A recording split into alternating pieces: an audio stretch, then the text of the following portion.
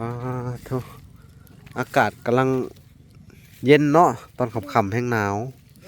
เริ่มพิงไฟแล้วบัดนี้เสียดหยังอันนี้ฮะต้มหยังอันนี้ต้มน้ำฮ้อน อื ให้ ม นิดหน่อย ต้มน้ำร้อนกินนะหรืออาบ กิน อ๋อสบายดีน้องกระทองสบายดีแม่น้องกระทอง สบายดี เออ เนาะเป็นจังใดอยู่ดีมีแห้ง โดย อากาศจากหนาวแน่เนาะ โดย อ๋อพี่น้องพรพี่น้องเอ้ยเล้าคันเบ็ดแหละเนาะอ๋อเท่าสบายดีน้องพร สบายดี โอ้ปงเบ็ดอีกเอ้าเล้าคันเบ็ดพร้อมบ่ โดย เฮ็ดเบ็ดหยังอันนี้เบ็ดโดบ่ โดย โอ้นี่พี่น้องเอ้ยคันเบ็ดเนาะโอ้ก็ได้ไม้นี่ไม้หยังนี่ไม้อันนี้เนาะนี่ โดย จะให้บ้านเนาะมาเราโอ้กะคักต้นเนาะนี่พี่น้องเอ้ยเฮ็ดเบ็ดโดโดเขียดโดหยังนี่เนาะ โดย สบายดีน้องสองคน สบายดีสบายดี มาแต่ใสฮะมาแต่ป่า โดย มาหากิน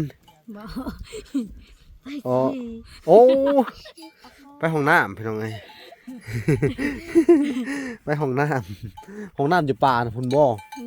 โอ้คือเราไปหากินเมื่อวานนี่ไปหากินตอนเช้าว่าวานน่ะ โดย พ่องูไล่ขุบงูเขาว่ะแม่นนะ ตอนเช้าไหล ไล่เลยบ่ โดย ไปเฮ็ดอะไร งูอีหยัง เสียงสับหัวมัน เสียทับหัวอีก โดย อ๋อไปไต่ต้นงูเลยพี่น้องเอ้ย คนล่มบ่อีต้นหรอมั้งเนาะอีต้นงู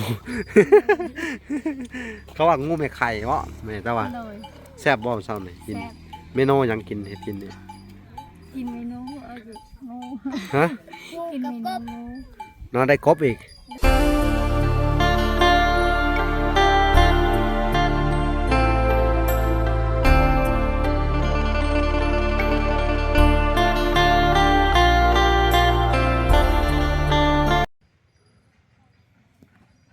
อ้าวโอเคพี่น้องเอ้ย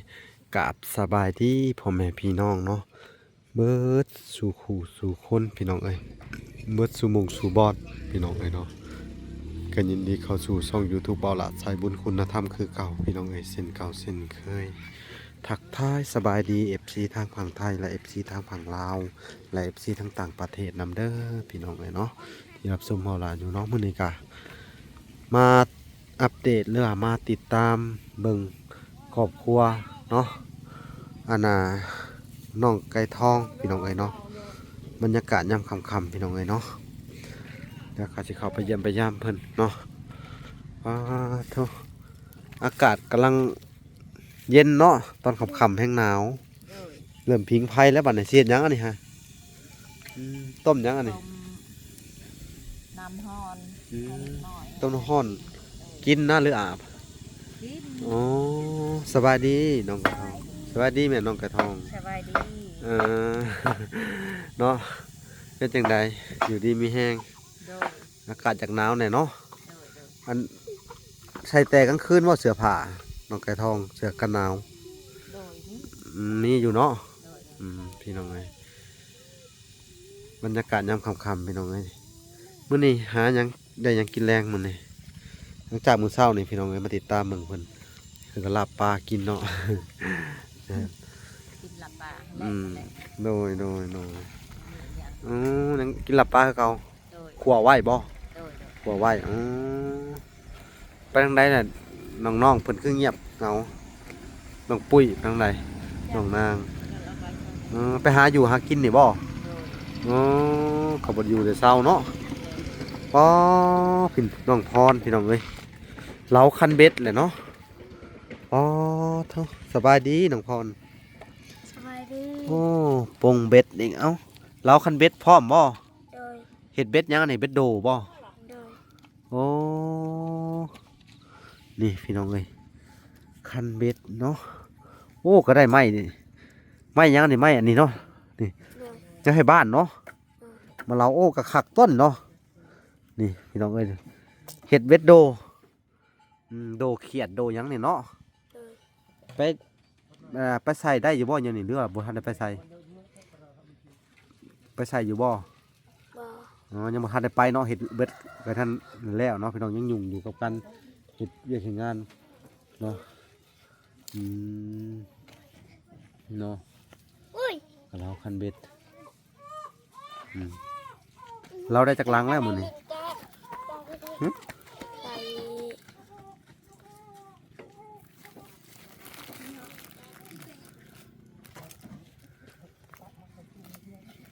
ได้7 หลัง 7 ลัง8 ลังเนี่ยเนาะ8 ลังกำลังสิน่ะแยกเองบ่แยกเป็นอยู่บ่เลยฮะเป็นอยู่เนาะโอ้หุ่นแยกก็เป็นอยู่โอ้ขอทายส่วนหลายเฮาไปใส่เบ็ดนี่ได้ปลาหยัง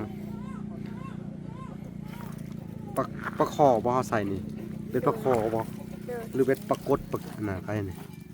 เป็นปรากฏระทึก อืมเบ็ดปลากด เดิน ปลากดกระถึกเนาะ เดิน ตัวใหญ่เติบบ่ เดิน สำแขนเห็นแล้วปรากฏเนาะ เดิน อืมมื้อน่ะเบ็ด2-4 ลังบ่จะใส่เจ้าได้เจ้าว่า เดิน อืมเหงื่อขี้กระเดือนนี่ถือบ่ บ่อ มันปลาน้อยมันกินเบิดก่อนเนาะ เดิน มันต้องเหงื่อเขียดเหงื่อหยังที่มันเป็นนั่นปลาน้อยมันบ่กินเนาะ เดิน มันก็สิถืออยู่พี่น้องเลยเนาะนี่น้องพรก็ดุอีกแบบหนึ่งเฮ็ดเองอีกพี่น้องแยกคันเบ็ดคักได้นี่พี่น้องเลยป้ายบ่ป้ายบนใส่เสือกเนาะ เดิน อืม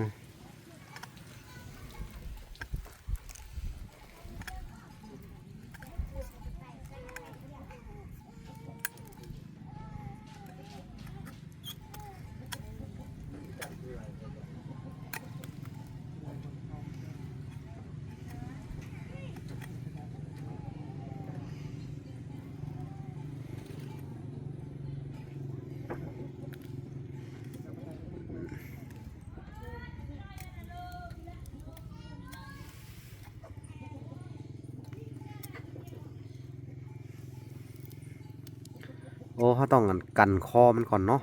เดิน อืมเบิ่งมันกันคอไปเลยนี่กันคอแล้วก็แยกเบ็ดใส่เนาะ เดิน ถ้าบอกกันคอนี่เวลาถือป้ามันดึงหลวมออกเลยเนาะ เดิน สิบ่ได้ป้าเอาซื้อๆป้าพี่น้องเนาะเบิ่งมันเฮ็ดก็โอ้คักได้พี่น้องเอ้ยเฮาไปหาเขียดได้อยู่บ่ยามนี่สิใส่เบ็ดนี่ ได้ ได้อยู่เนาะ เดิน หูแหล่งมันแหละบ่ เดิน อืมมื้ออื่นสิตามเพิ่นไปเบิ่งเบ็ดพี่น้องเอ้ยมื้ออื่นสิไปนำได้บ่มื้ออื่น เดิน ไปเบิ่งพี่น้องเอ้ยเนาะ มาอื้นใส่ ฮะ ยังบ่ฟัง มื้ออื่นบ่ เดิน อืม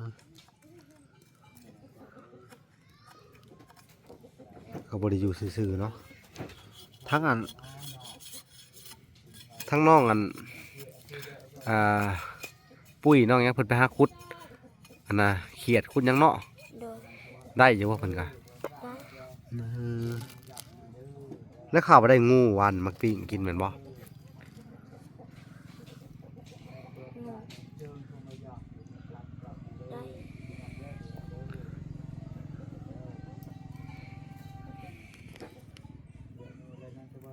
มาอื่นใครไปก็มองใส่เบ็ด ไปกับไผ ไอ้ลูกอันนั้นเลย ลูกอาจารย์น่ะบ่ เดิน โอ้ลูกลุงพ่อน้องลินดาเนาะเอ้ย เดิน ลุงน้องลินดา เดิน ขอโทษขอไปนำพี่น้องไอ้ว่าผิดและอันลูกลุงเป็นไผเบาบิลลี่หั่นนะ เดิน โอ้ไปกับบิลลี่ เดิน พี่น้องเอ้ยคักอ่ะดีได้มีหมูพาไว้เนาะ เดิน เพิ่นก็มีเบ็ดเพิ่นบ่เลยนะ นี่แล้ว อ๋อเพิ่นก็มีเบ็ดไผเบ็ดมันเนาะ เดิน ใส่ปูนจักหลังล่ะนี่ คนละสาวละ โอ้20หลังนี่ค่ะมันถึกนี่ห้อยเนาะ เดิน ถ้ามันมันบอลละ2บอลละ3หลังก็โอเคได้นี่ไปย่านถึงหนึ่งได้3-4โต๊ะก็คักได้เนาะ เดิน อืม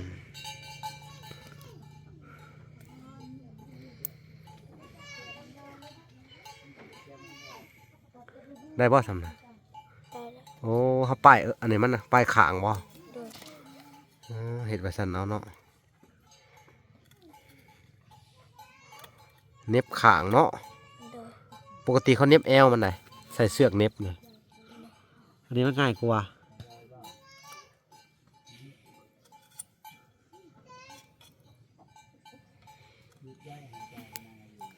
อันนี้ง่ายกว่าเนาะ โดย เน็บให้เบิ่งเนาะ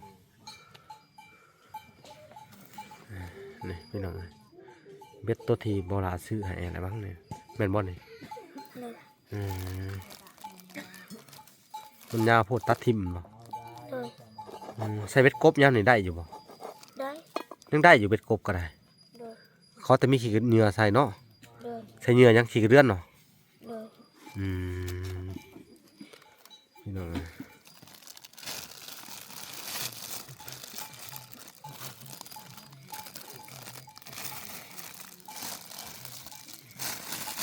พอก่อนบ่นี่ โดย เพิ่นสิพอก่อนพี่น้องเอ้ยเนาะ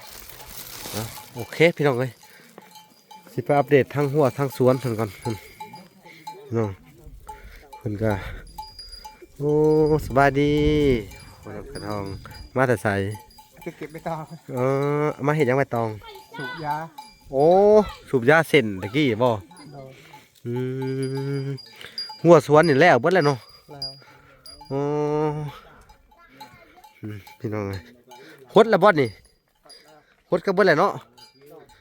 ป้าหดพักเบิดแล้วได้นี่พี่น้องเอ้ยโอ้หดแล้วแหละเนาะหดแล้วเราบอกไก่ทอง กินหยังน่ะหึกินอหยังโอ้หุ่นทางน้องมุ้ยสวัสดีน้องสองคน มาแต่ใส่มาแต่ป่ามาหากินโอ้โอ้ไปห้องน้ำพี่น้องไง ไปห้องน้ำอยู่ป่านะพุ่นบ่โอ้คือเราไปหากินหมู่บ้านนี่ไปหากินตอนเช้าว่าวานน่ะพ่องูไล่ขุบงูเขาว่ะแม่นนะ ตอนเช้าไหล ไล่เลยบ่ โดย ไปเฮ็ดอะไร งูอีหยัง เสียมสับหัวมัน เสียทับหัวอีก โดย อ๋อไปไต่ต้นงูเลยพี่น้องไง คนล่มบ่อีต้นหรอมั้งเนาะอีต้นงู เขาว่างูไม่ไข่เนาะแม่แต่ว่า โดย แซ่บบ่เช้านี่กิน แซ่บ เมนูหยังกินเฮ็ดกินเนี่ย กินเมนูงู ฮะ กินเมนูงู เนาะได้กบอีก โดย โอ้ไปขุดแท้ได้จังหวะได้แท้ เพ่น อ๋อท่านี่ก็มีเนาะห้วยห้องเนาะ โดย โอ้มันบ่มีไหนาคือทางภาคน่ะเนาะ เนาะ ปกติไปหาขุดกบขุดเขียดแถวไหนาเลยเนาะ โดย ไหนามันก็ไกลเติบเป็นบ่แถวนี้มีบ่ไหนาแถวนี้ไปหาขุดกันนะได้บ่ไปหาขุดกับปูกาวะ ได้ เนาะมีคนกบอยู่นำเลยเนาะ โดย ขุดย่ำนี่ระมัดระวังนะย่ำนี่จกลงไปเนาะเตอเสียนนั่นบ่ได้แม่นงูตาแหนะไปเจองูเห่าจิบหายนะเจ้า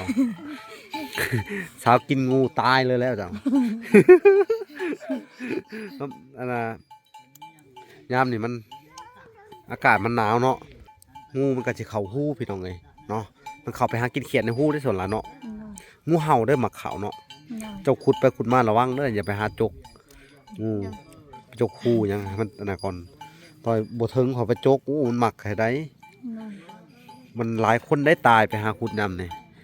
งูเห่าเนาะมันบ่ได้เห่าคือม้าเลยนะมันกัดเลยได้อตัวนี้ เนาะ งูเห่าซื้อ กินอย่างนั้นน่ะฮะเบิ่งแหน่ จักหมายยัง โอ้พี่น้องเอ้ยนี่ฮะ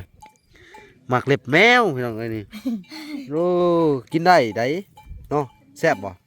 หมักกินกันเนาะคำแม่นกินหมากอันนี้เขาให้แข่งกันกินนะแบบมือไผใหญ่เศร้าเอาโลดหมากอันนี้ก็ไปเจอครับ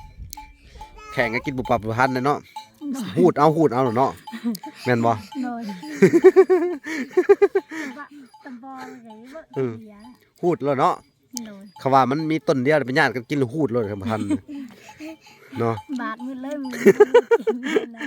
หมากเล็บแมวเนาะ โดย อ๋อมันจะคือมันมีเล็บอยู่คือแมวนี่วะวะแม่นบ่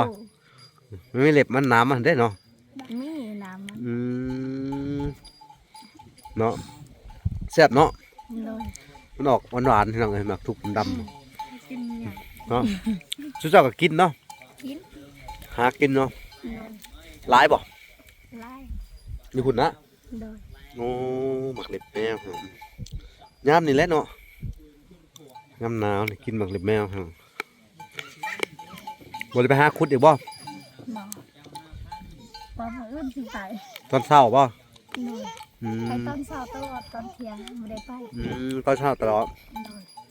ไปน้ำเด้อมื่น ไล่ เพื่อไปตอนแรกตอนบ่ายกันเลยเนาะ โดย อยากไปเบิ่งไปเจองูเห่าเนาะตายแล้ว บาไปยาจอกตัวยูจิตขบ งูเสือกควายกินบ่ ยังมีสิ งูตัวยาวๆแลนไปเนี่ยนะ หมอ งูลายๆคือเสือกควายฮะกินบ่ ไม่เคยกิน งูตัวเขียวๆน่ะก็บ่กิน บอกกิน เขาเน้นกินงูประเภทใดเน้นกินน่ะเน้นที่มันกินได้เนยนะ กินข้าวกับงูลาย งูเห่ากับงูลาย หน่อย งูอันนี้ได้สางูสิงงูหยังน่ะกินคือเก่า กิน แต่งูสิงนี่มันเอามันบ่ได้นะมันยากมันแล่นไว้มันมีแนวเขาสิงนี่สวดไปโหลดงูสิง ลายตา อืมไปทันหมดแหละ มันขึ้นต้นไม้เขาไปขึ้นคือกันเนาะ เนาะความอยากเนาะ หน่อย เจ้ากินบ่นาง บอกกิน กินในกันนะ หน่อย หมาได้กินบ่หมา หมาบ่เคยกิน บ่เคยกินเนาะ หน่อย แมวได้อค่ะ แม่บ่เคยกิน บ่เคยกินเนาะ หน่อย แมวเนาะยันว่าผู้สาวกินแมว หมอ บ่กินเนาะ กิน แต่กินงูเนาะ หน่อย งูนี่เป็นหยังที่แซ่บได้หยังนี่มันมันเนาะ หน่อย ไข่แห้งดิไข่มันมีไข่บ่ หน่อย มีไข่มันหน่วยสับปูมือนี่แห้งมันเนาะ หน่อย มันมีไข่พี่น้องเอ้ยไข่มันเฮ็ดได้กินเช้านี่ ไม่ หึ กินกิน คือเก่า หน่อย น้ำมันเรื่องเฮ้ยแล้วเนาะ หน่อย น้ำมันเคลือบๆพุ่นนั่นมันบ่ หน่อย อ๋อเนาะเอาโอเคพี่น้องเอ้ยเนาะอันบรรยากาศค่อยค่ำลงแรงพี่น้องเอ้ยเนาะทางเวลาก็สิไปติดตามเบิ่งทางอันครอบครัวน้องลินดาแล้วก็สิไปถามเบิ่งทางอันอาจารย์เนาะหรือว่าในครูเพิ่นสอนพิเศษเนาะพี่น้องเนาะมื้ออื่นไปเรียนเด้อใช่ในครูอันน่ะมาสอนพิเศษเด้อเป็นอยู่บ่กอไก่ขอไข่นี่ บ่เป็น บ่เป็นแล้วต้องไปเรียน หน่อย มื้ออื่นไปเรียนเด้อ หน่อย ว่าพังเบิ่งกันในครูเพิ่นสิให้คำตอบไปได้เพิ่นว่าไปล้มราคากันเนาะพี่น้องเนาะแล้วเฮาก็ล้มแล้วเฮาก็สิโทรไปถามทางเอื้อยจากอเมริกาผู้เพิ่นที่ส่งเสริมในการเรียนหนังสือเนาะไปบ่มื่นไปเนาะอยากเรียนอยู่บ่ลูกเรียนเด้อสิได้เป็นหนังสือกอไก่ขอไข่งองัวจอจอกสอเสือซอสร้างยอยุงเนาะดอเด็กตอตาพอผึ่งพอฝนพอผู้ อ่านหนังสือเอาปึ้มอ่าน นั่นแหละสระอะสระอาอหย่างประมาณนี้เด้อ โดย สระอิสระอี เป็นเถื่อแบบบ่ นี่ แดงงงัวเขาควายเป็น เป็นนะ โดย บ่แบ้อืม โดย มันเป็นแบบได้บ่แบ้เขียนดูเราเขียนให้เบิ่งดูเราเขียนเป็นบ่ เขียนไปอ่านเป็น อ่านเป็น โดย เขียนให้เบิ่งดูตัวเดียวนี่กอไก่ได้ซะกอไก่ได้เขียนได้บ่กอไก่ บ่เป็นบ่เป็นเลย โดย ว่าแต่อ่านเป็น โดย บ่แบ้บ่แบ้นี่เป็นได้ยินไผเว้านี่จังว่าเป็น อ่าน ฮะ อ่าน ไปอ่านมาได้ไสน่ะ พูดอ่านเหียน อ๋ออ้ายบอกคร่าวๆนี่แต่จุเจ้านี่เคยได้ไปโรงเรียนอยู่บ่ บ่ บ่เคย โดย บ่เคยเลยเนาะ โดย อ๋อพี่น้องเอ้ยก็สิได้เรียนในคราวนี้แหละเนาะ โดย เรียนเบิ่งเผื่อได้เนาะแต่ว่าบ่ต้องไป โรงเรียนใหญ่ก็ได้เอาพยัญชนะเอาตัวกอตัวขอก่อนให้ได้ก่อนเนาะ โดย พี่น้องเอ้ยเนาะก็พังเบิ่งเด้อ โดย สิไปติดตามเบิ่งแต่ว่าเพิ่นให้ไปคุยราคากันพี่น้องเอ้ยว่าราคาเท่าไหร่พี่น้องเฮาก็สิทายตกลงในราคากันแล้วก็สิได้ไปบอกทางอันผู้ใหญ่เพิ่นเนาะคุณทางนักพาพื้นอยู่ปกพี่น้องอากาศหนาวลมค่ำๆมาสิลมหนาวเนาะอาบน้ำกันอยู่บ่นี่ อาบ ฮะ อาบแล้ว อาบแต่เว้นหูแม่นบ่ อาบแต่บางอายไปได้มา อ๋ออันนี้เฮาเป็นหยังสองคนนี่คือว่าไม้ทิกคือกันเบิดนี่ของเจ้านี่ ดู ไม้ตั้งแต่เกิดบ่ ดู แก้มบอง แม่หูเบา แม่นแต่ยังน้อยดื้อบ่จัก ดู สึกผ้าแม่ไหลพันน่ะดื้อ แพ้สาวนางไงสาวนางแต่นั้นมันแก้มบองนั่นเลยเลยฮะ เจ้าดื้อ อันนั้นแก้มบองอันนั้นเนาะตัวนี้แก้มบองเลยอันนี้ดื้อบางเทื่อกะตกเตียงอะปากคาบใส่เตียงเนาะ ปากสี่กาดนั่นดื้อเนาะใหญ่มากในบริดื้อบ่ เนาะอันนี้ก็มวนนะมื่นของเฮียนเด้อมื่นเด้อเนาะของเฮียนเด้อมื่นอันนี้สงสัยเป็นครูแพทย์ได้แม่ไม้ไว้แต่แรกเนาะอย่าลงกันคือในหนังอันนี้แต่ไม้ต้องเอาแนวมาจิ้มไว้นะแต่ยังน้อยแน่นอน โมแอน โมเมนต์นะ โดย ครูแพทย์แล้วเจ้าน่ะ แต่ระหว่างเจ้ากับปุ้ยกับนางนี่ไผเป็นเอื้อยเป็นน้องแต่เป็นเอื้อยอ๋อปุ้ยแหละเป็นน้องเจ้าเว้ยปุ้ยหัวน้องนางนี่เนาะอ๋อเนาะเสียดายแต่บ่ได้เข้าโรงเรียนเนาะบ่มีโอกาสได้เข้าโรงเรียนพี่น้องเลยเนาะก็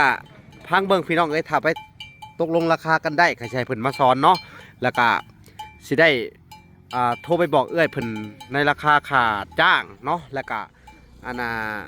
ทุนที่จะต้องใช้เฮียนเนาะปึ้มซอยังบ่ทันได้มีเนาะเดี๋ยวทางวลาก็สิได้โทรไปบอกเพิ่นเนาะว่ามีทั้งสองครอบครัวแล้วก็มีทั้งน้องลินดากัญญาแล้วก็ทั้งน้องไก่ทองนำแน่เพิ่นอยากเฮียนพี่น้องไปเฮียนนำกันเด้อแต่ต้องเฮียนคู่มือเด้คำมาเดี๋ยวเฮาสิมาจอบต้องไปโรงเรียนคู่มือเด้อเนาะเพราะว่าเฮาได้จ้างรายเดือนแหละเฮาต้องได้เฮียนคู่มือได้บัดนี้ แต่เฮาอยากเฮียนอยู่แต่ฮะเฮาตนแม่อยากเฮียนเรียกซอยนะ บ่ไปเฮียนตอนแรงซื่อตอนแรง2 ชั่วโมง โดย แม่นบ่เลย โดย บ่ได้แบบไปเฮียนคือตอนเช้ามาตื่นเช้ามาเจ้าก็ไปหาเฮ็ดเวียกปกติตอนแรงก็ไปตั้งใจไปเฮียนจังซี่นะ โดย เนาะ โดย โอเคเด้อ โดย สิไปก่อนพี่น้องเอ้ยมันค่ำแล้วเวลาก็สิไปสอบถามมึงทั้งครอบครัวน้องลินดากัญญาแล้วก็สิเข้าไปสอบถามครูต่อพี่น้องเอ้ยคลิปนี้ฝากไปติดตามคลิปตอนต่อไปพี่น้องเอ้ยคลิปนี้ขอกล่าวคำว่าสบายดีและสวัสดีเด้อพี่น้องเอ้ยพอกันใหม่พี่น้องเอ้ยบ๊ายบาย